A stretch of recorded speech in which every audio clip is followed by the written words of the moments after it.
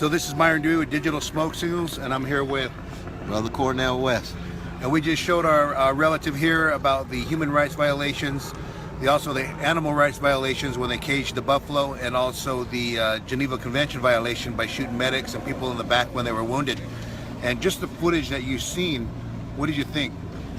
Well, I think the real danger is that the powers that be will try to elevate the status of what we're trying to do here as domestic terrorism. That becomes a justification for more vicious and massive repression, because the human rights have already been violated on a number of different levels.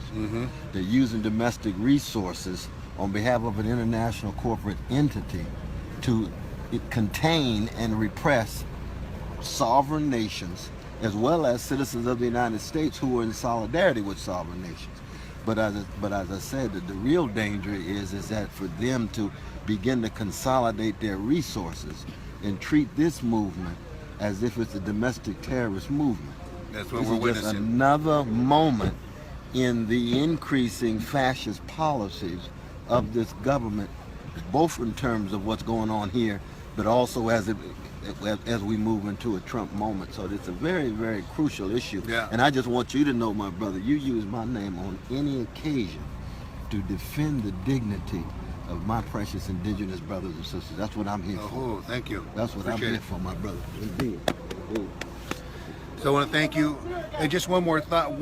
One more question is, what did you think of the camp as you're walking around, of the feeling you're getting here? What is the feeling you're getting here? Oh, yeah, no, I could feel the spirit of over 500 years of magnificent resilience and resistance. I know the bones of Sitting Bull are here, the bones of so many are here.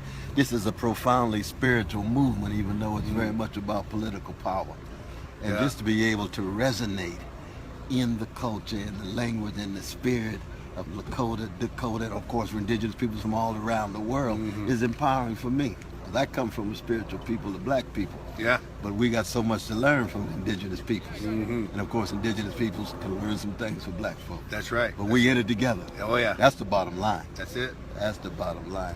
And we've had some black relatives come here and thank the indigenous people for when they lured them into the tribe during those oppressed times. Yes. During the 1800s. Oh, yes. No, And it's very indeed, powerful, indeed. as well as our non-native relatives down here in solidarity.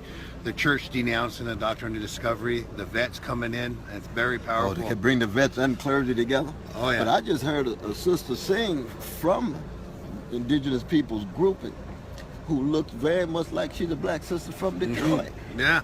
So that when you can see Yeah. the magnificent interaction and the mixing, the cross-fertilization that has taken place. They're being indigenized, and I think that reconnecting their spirit to the earth is what we're trying to have them on the other side of the hill. And NoDAPL is trying to have them reconnect their spirit.